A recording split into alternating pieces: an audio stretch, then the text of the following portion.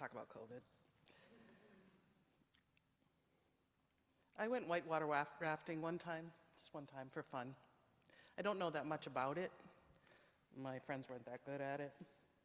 The guides told us to, instead of going through all the rapids in one big go, that what you want to do is go over one set, and then before you're pulled into the second one, get over to the side of the river, into the eddy, and, recollect yourselves. Makes a lot of sense. We're like, cool, let's do that. What we didn't know is when you go over the first rapids, it shoots you way past the eddy, and you have to paddle with all of your might upstream, and the eddy's back there, and you're not gonna get there. And you have to keep at it, because you have two choices, right? You can give up and go completely discombobulated through the next set of the rapids, or you can lean into it, and that's me, right? I'm the one yelling, dig! When my friends' paddles are like hovering above the water, not doing anything. So I don't know anything about rafting, except that the eddy was the goal. And what we learned is that an eddy is not just calm water. It's actually a whirlpool that goes counter-current. And if you dig in, even if you don't believe you'll ever get there, it's possible, which was what happened to us, that one minute you're fighting with all of your might against the powerful water, and the next breath, the eddy takes the wheel, floats your boat to the bank. I agreed to do this talk last June. That's when I picked that title. Remember June? And then a month later, I got breast cancer. So I had to postpone the talk. And that was a huge relief. I'm as nervous as anybody doing this, right? I had 2 surgeries last fall. I have another one, at least another one after this semester. My second surgery was the day before the November election. When I picked that title, I had no idea how much dancing and how much chaos there was going to be. So here's my chaos origin story, or part of it. March 2020. I'm halfway through my doctoral program, and I'm taking a class about sustainable leadership, and the pandemic hits, right? So I'm in my office in Memorial on one of the last days that we were all here together, and I'm writing this email to staff across campus and asking them to work together virtually to figure out how we're going to carry on in this sudden new world of remote work, or at least for most of us, remote work. Part of that email said this: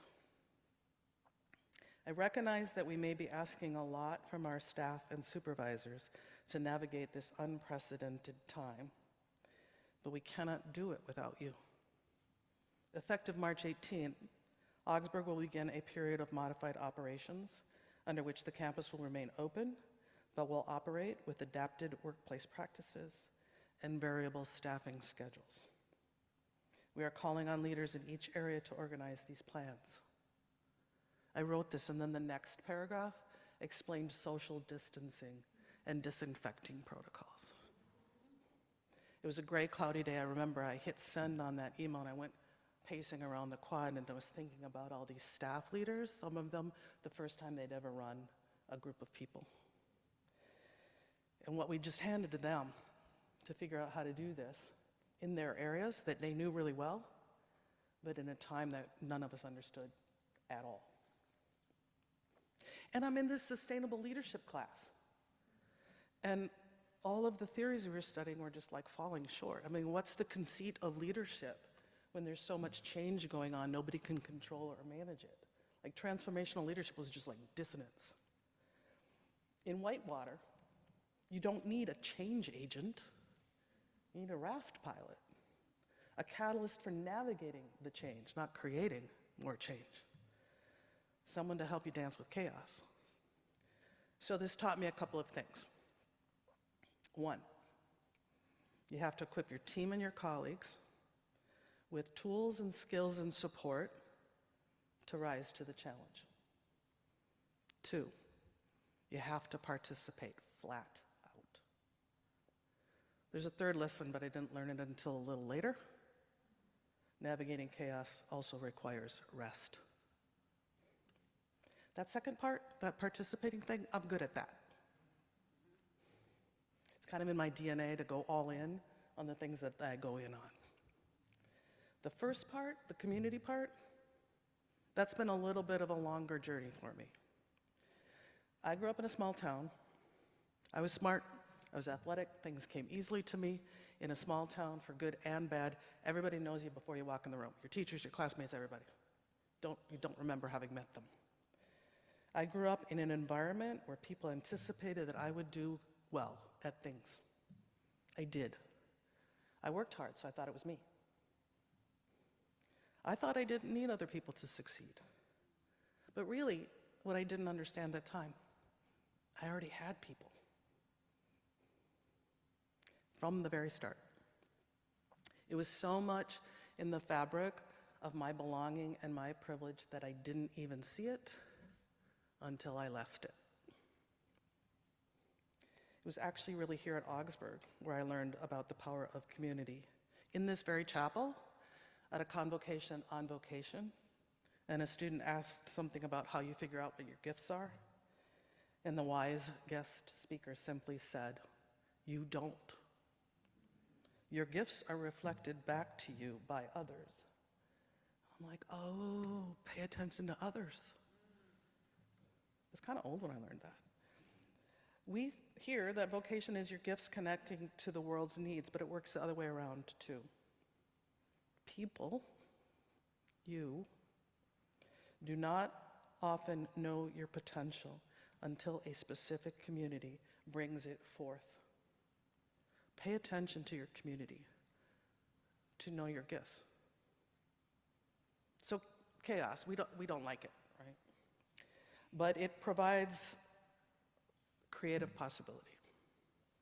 At the point of greatest instability lies the greatest potential for transformation. Today, we are rife with potential. This is a lens that I bring to my work here. The real task, actually, isn't transformative change, catalyst for change. It's watching and listening for emerging changes to notice and nurture the potential, to create the conditions for the rise of the possible and the not yet imaginable, even if that's just the eddy. Notice and nurture. Sometimes that's called a teaching moment. The conundrum is that at the scale that we live, smaller than the cosmos, bigger than subatomic particles, right? It seems to us that there's agency in the individual. And really, there's just too many invisible factors in a complex cosmic system to ever be certain that A leads to B. That thought can make a person feel useless. I find it liberating. It's not all on me. It's not about me. Introvert, not energized by being center of attention, like right now. At the same time, it's also true that everything you do creates a ripple in the fabric of our interconnected world with unknown, unpredictable, nonlinear, non-sequential outcomes. That thought can be paralyzing. But you have to make decisions and choices as best you can without the expectation that you can control or sometimes even know the outcome. It might be some tiny thing you did, not some big plan for changing society. Maybe how you held a door, not on campus, metaphorically. Held a door for somebody. That starts a chain of events that leads to some eventual extraordinary change. The locus of control is not the individual. It's not society. It's in the relation between and among us. This is what it means to be alive. I learned in my sophomore year of college in Christian morality class not to be afraid of decisions with unknown outcomes. The moral rudder is not whether the choice follows some rule, gets you into heaven, or keeps you out of hell. It's a Catholic school. Your actions are not a product of who you are. Your actions create who you become. That's the choice. Who am I if I'm willing to do X or not do Y? But the locus of control is not with the individual. Who are we when we collectively choose X or Y? We might think we're separate individual people, but always, actually, we are a seamless systemic whole. And we cannot control the cosmic system. We can only dance with it, or disturb it, and create the conditions for the possible.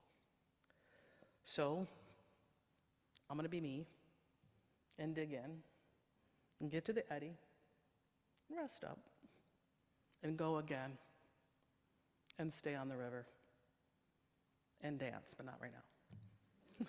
Thank you.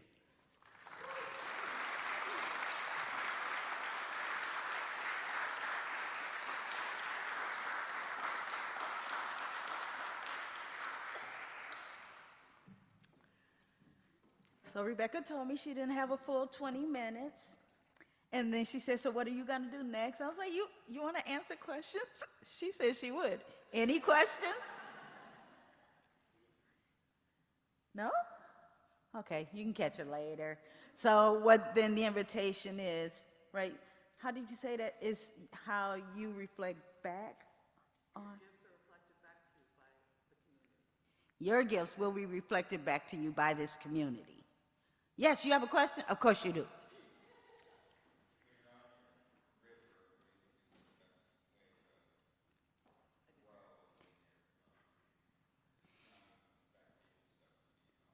He's saying, when you're on the river, how do you expect to grow?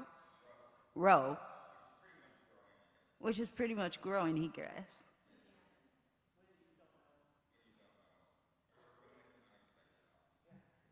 When the unexpected happens. Right. How do you keep rowing? How do you know what to do? How do you know how to row? That's the participate flat out, right? Again, I know nothing about rafting. But I do know you're paying attention. There's a rock, there's a iceberg straight ahead, right? So it is all about attending to what's going on, paying attention to what's going on. And so we get wrapped up in things changing and we get upset and angry, all the feels, right? And our emotions are information. There's nothing wrong with the emotions, but they're information. But sometimes we spend a lot of time focusing on those. And if you're too focused on that, you're not in the moment. It's all about presence. And so there's no guarantee. Remember, we don't know what the outcome is. We might not row well. We might hit the rock.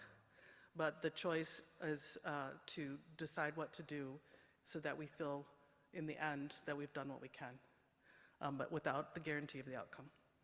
But try. Say that again. There's a choice to say, I'm not going on the river. Yeah, you can stay where you are. Yeah. That's a choice too. And as long as in the end you're like, I'm the person who made that choice and I'm good with that choice, then that's the point. Thanks for the question. Is that it?